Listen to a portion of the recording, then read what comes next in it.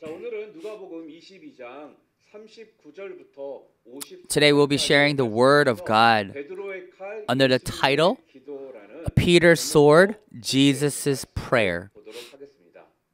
예수님이 십자가에 죽으시기 바로 전날 Jesus reaffirmed through prayer that it was God's will to bear the cross. 즉 최후의 만찬을 진행하셨습니다.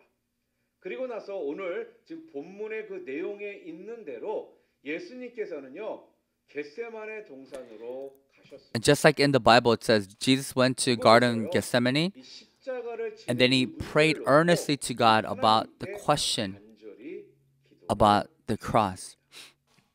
예수님은 기도를 통해 And Jesus reaffirmed through his prayer that it was God's will to bear the cross. When the prayer was over, the traitor Judas appeared with the Jewish religious leaders. In the end, Jesus was arrested by Jewish soldiers. He was taken to the high priest, and he has been questioned. This is the content before today's text. However, there's a very important and valuable lesson we need to learn in today's message. It is about the prayer of Jesus Christ, his habitual prayer. Luke 22:39-41, it says, Then, accompanied by the disciples, Jesus left the upstairs room and went as usual to the mountain of Olives. There he told them, Pray that you will not give into temptation. He walked away about a stone throw and knelt down and prayed. Jesus thus followed the custom and went to the mountain to pray. So today,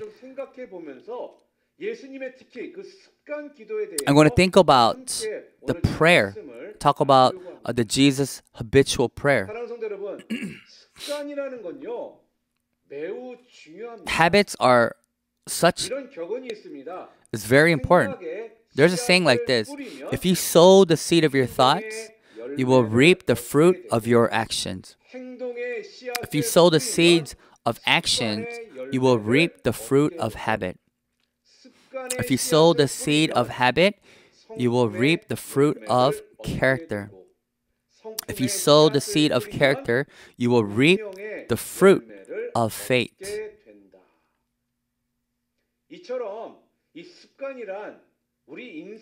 As such, habits are an element of great influence in our lives. Because habits not only consistently represent our character,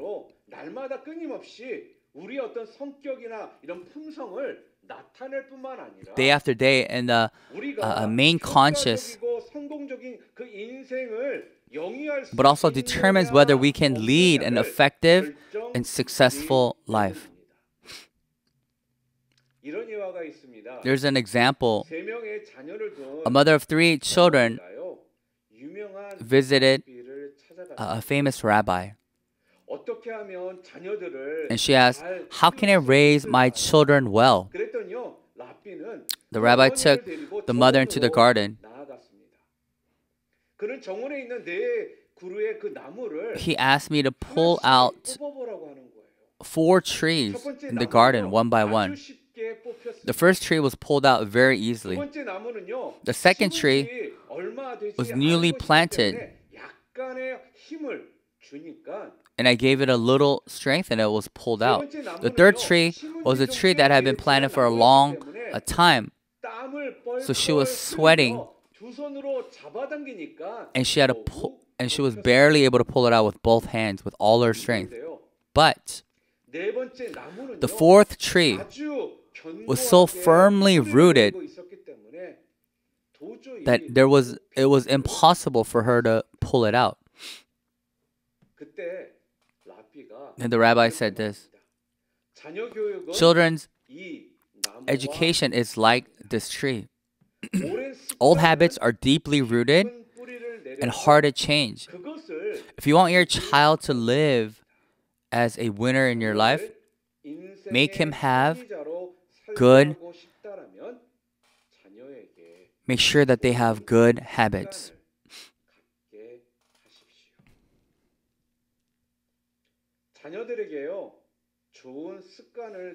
If you develop good habits for your children, 90% of your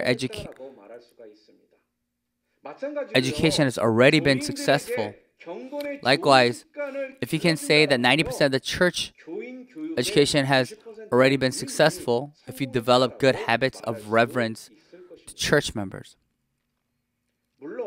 Of course, habits are not always used in a good connotation. It's often used in a negative sense, negative way as well. For example, habitual worship, habitual Sunday, and habitual religious life. These aren't all good meanings. Contains a negative meaning of being immersed, of a daily cycle, is because even if we don't pour all of our hearts, we get used, our body gets used to it, and it does it automatically. That's why there is such a risk. But this doesn't mean you can ignore your habits. Don't misunderstand the contents of today's text. Why did Jesus go to the Garden of Gethsemane the night before the cross? What was that reason? Of course, the order of the cross.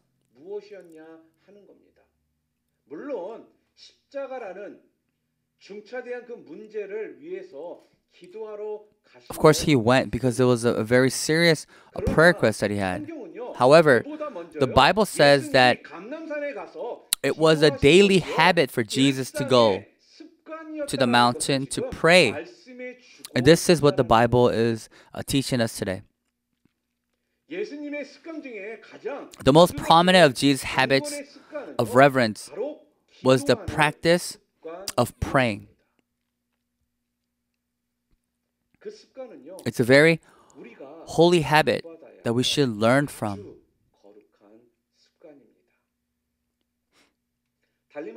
In other words, when you have a problem, there's something that you need to rush, of course, you should come out and pray before God. I'm not saying this is wrong. I'm not saying this is incorrect. But the more important fact is that you should always come out and pray before God, regardless whether you have a problem or not, that you should have this habit of praying to God. So the Bible constantly says, always be awake and pray, and don't rest and pray. The habit of praying is the most important thing than any other habits in the world. We all know Daniel, and he has been embedded in his habitual life to pray since his childhood. Even though he knew that he would die if he prayed according to the custom of praying and was thrown into the lion's den. We know Daniel 6:10, it says, read it together. But when Daniel learned that the law has been signed, he went home and knelt down as usual in his upstairs room with its window open towards Jerusalem. He prayed 3 times a day, just as he had always done, giving thanks to his God.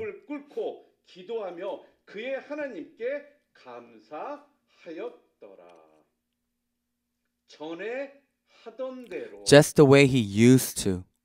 Just as he has always done. It happened during World War II. A British soldier was arrested and whispering to someone crouching in the woods. near the barracks. 그런 즉시 And he was immediately charged with communicating with the enemy and put on a military trial. 재판을 받게 된 것입니다. 그는요 무죄를 주장을 합니다. He pleaded not guilty. He claimed that he was praying according to his usual prayer. 그때 판사가요. Then the judge asked him, does the defendant have a habit of praying? 그랬더니 He replied confidently, yes, sir, I do. 대답을 하더라는 거예요. 그러자 판사는요 기다려. Then, as if waiting, the judge issued an order. 그렇다면 당장 지금 당장 Then pray right now. 이 판사의 명령이 떨어지기가 무섭게요. And as soon as the judge order was given, the soldier knelt down and prayed. 깊은 기도의 세계로 He entered the world of deep prayer and poured his soul before God. 그가 그렇게 기도가 끝났을 때 When his prayer was done, 지켜보던 판사가 the judge was watching him as he finished his prayer. You may go. 나는 내 말을 믿을 수 있다. I can take your word for it. 평소에 기도하지 않았다면 If you hadn't prayed, 그렇게 기도할 you would 수 never have been 없다. able to pray like this. 그러면서 그를 풀어줬다. And he let him go. 여러분, 이 이야기처럼요. Another thing 평소에 기도가 to note in 몸에 today's 배어있지 text 않으면 that Jesus had a habit 할 수가 없다. of praying. 평소에 기도가 몸에 배어 있지 않으면요. If you aren't used to praying, 순간순간 기도해야 하는 상황 가운데 in moments that you need to 기도가 pray, 나오지를 then prayer does not come out in moments that you need to pray. 본문에서요. 우리가 또 눈여겨봐야 할 대목은요. 예수님은 Another thing that 기도하시는 we need to see from today's message is that 제자들에게 Jesus had a habit of praying, whereas disciples had no habit of praying at all. Look at Luke 22:40. It says, then he told them, pray that you will not give into temptation. Jesus said to his disciple, pray not to fall into temptation. But in verse 45 of the text, at last he stood up again and returned to the disciples, only to find them asleep, exhausted from grief. The disciples were sleeping and not praying. And Jesus said, don't fall into temptation. He told them to pray. And even though he told them this, they were sleeping. In Matthew 26 records the situation at a time in more details. Jesus woke Peter up from his sleep and said, pray. But he slept again. Jesus came again, woke him up, and repeatedly said, pray. But he slept again. What did Peter do when Judah, the chief priests, elders, and soldiers came to arrest Jesus? What did Peter do?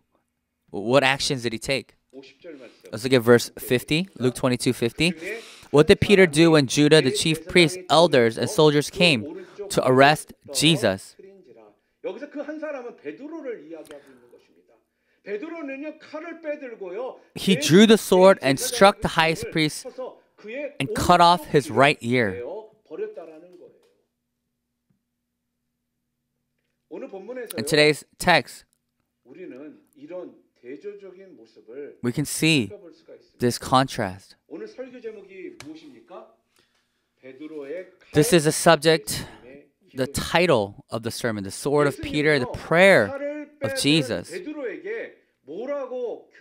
What did Jesus teach Peter, who took out a sword? Jesus healed the ear and said to Peter, and he said in verse 51, hang in there, also be patient regarding this.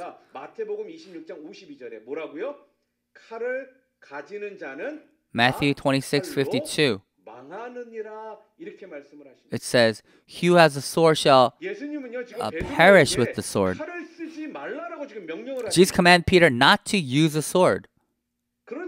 But 베드로는 why 왜 did Peter come 칼을 쓰게 to use his sword?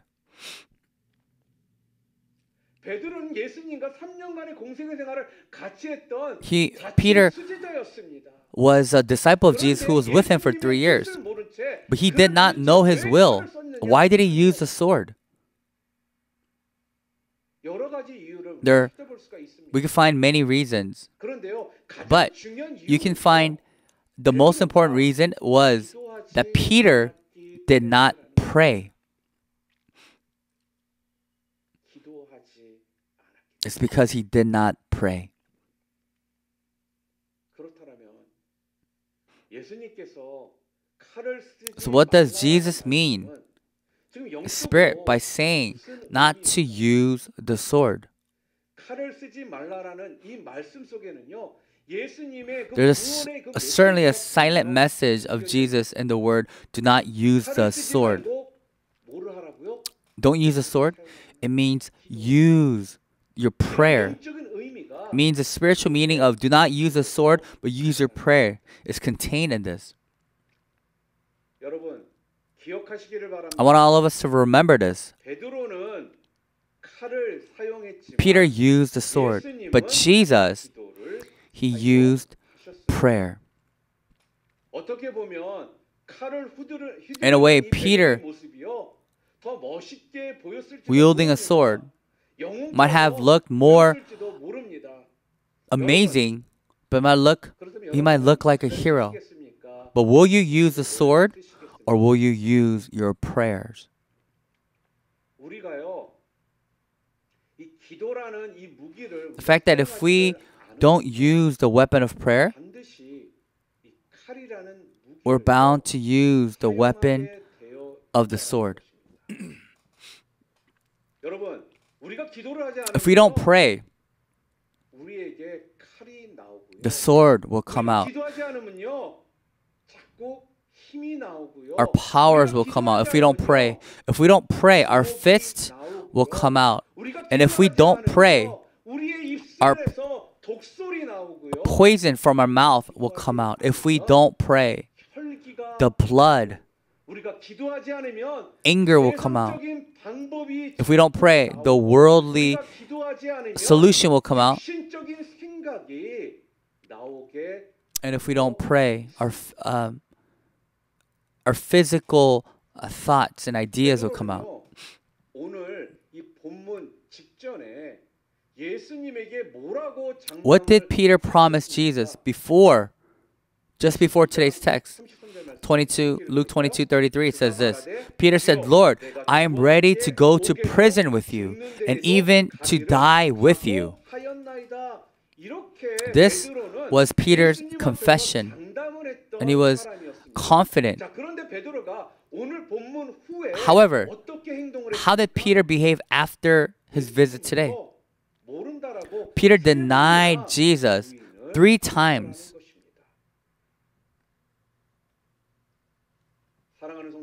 A congregation that I love, we need to have a habit of prayer just like Jesus did. If you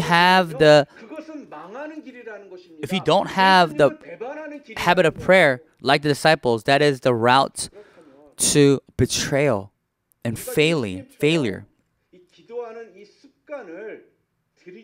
In order to be like Jesus and to have the habitual prayer life, there are 3 points. First point is this. In order to have a habitual prayer life like Jesus Christ, we need to have a place of prayer, a location of prayer. Let's look at verse 39. Then accompanied by the disciples, Jesus left the upstairs room and went as usual to the Mount of Olives.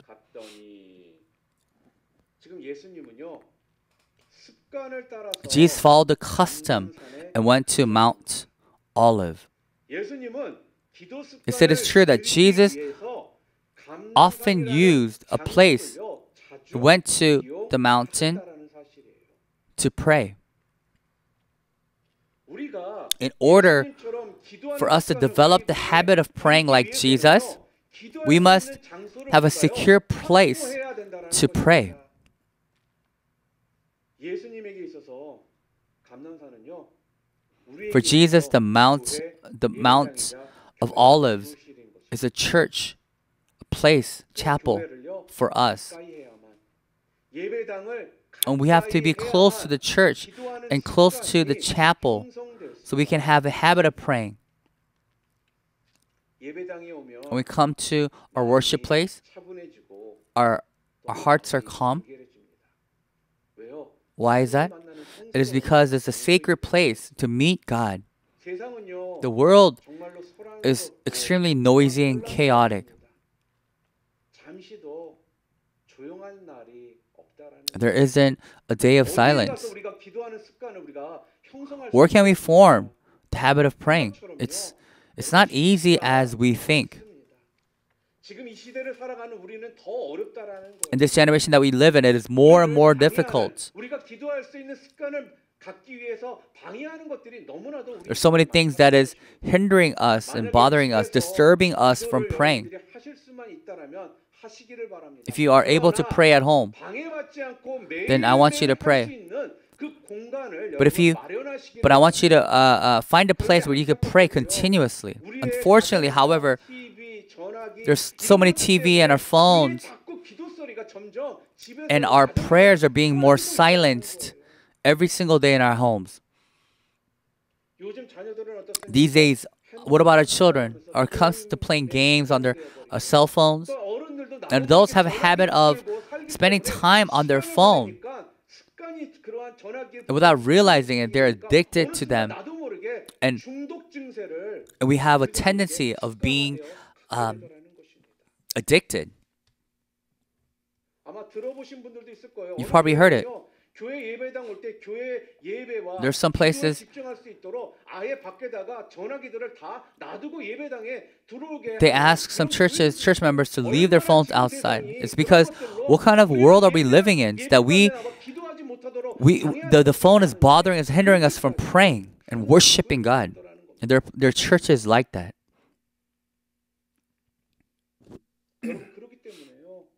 Therefore, you need a place to pray so that you can practice and be in a habitual, that it will be a place that you have an intimate time, a one-on-one time with God. And you need that place. When that happens, that's when we can have a habit of praying. The second point is this. In order to have a habitual life of prayer, the Bible teaches this. It's a time of prayer. How long did Jesus pray in the Garden of Gethsemane? According to Matthew 26, Jesus went to his disciples after he first earnestly prayed. Matthew 26:40.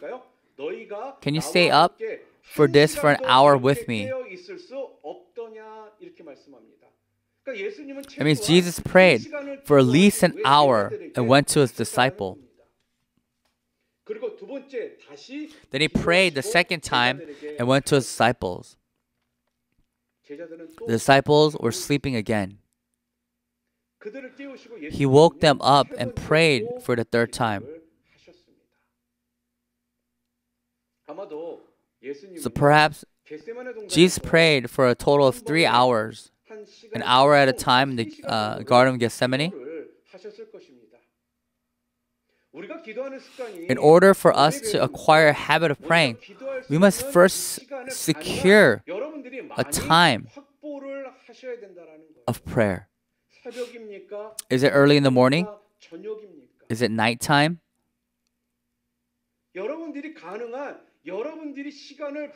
That we have to allocate a time and have that planned ahead. It will never happen if you say, you know what, I'm going to pray when I have time. We've done that. If we don't prepare the time, then we will not pray.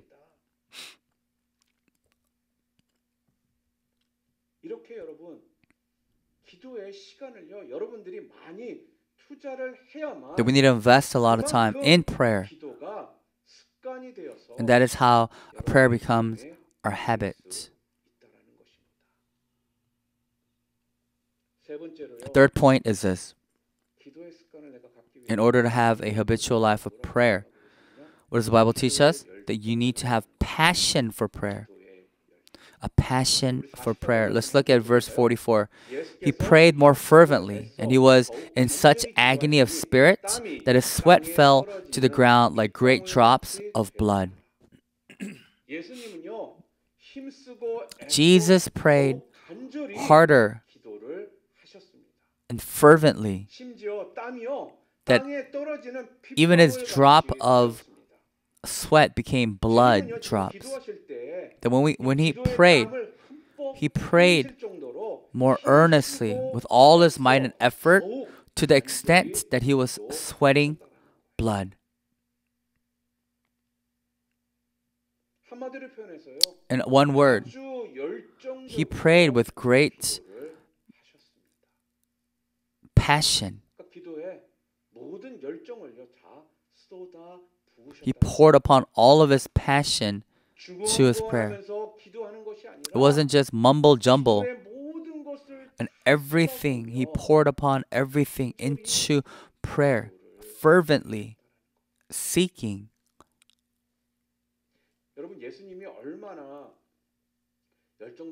How passionately did Jesus pray? Let's look at Luke 11:1. It says, once Jesus was in a certain place praying. As he finished, one of the disciples came to him and said, Lord, teach us to pray, just as John taught his disciples. When Jesus finished praying, his disciples were moved to see him pray. So they strongly asked Jesus, teach them how to pray. So Jesus taught them the Lord's Prayer and taught us how to pray. The story of a friend who came into the middle of the night. Then he said,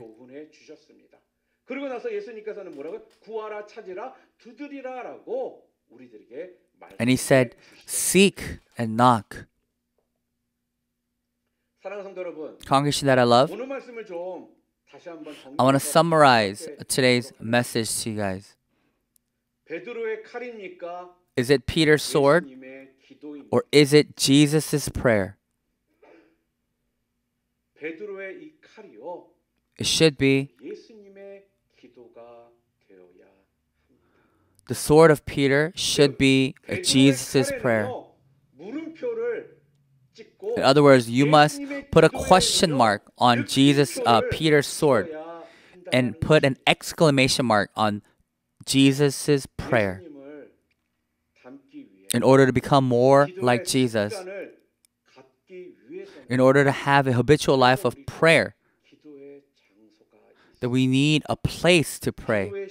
We need a time to pray, allocated time to pray. We need to have passion of prayer. Then we can become like Jesus and to pray and to the habits will be embedded in our lives. That we're able to pray a habitual prayer, a congregation that I love. Starting today, I want you to solidify your prayer location and allocate the time to pray beforehand. And when you pray, instead of just mumble jumbling, but pray passionately and seeking and to pray to God.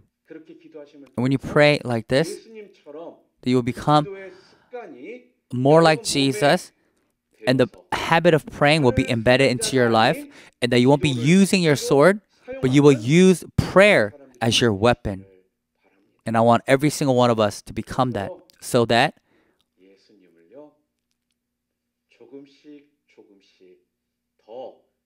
little by little that we will become more and more like Jesus Christ. And I want to bless every single one of you.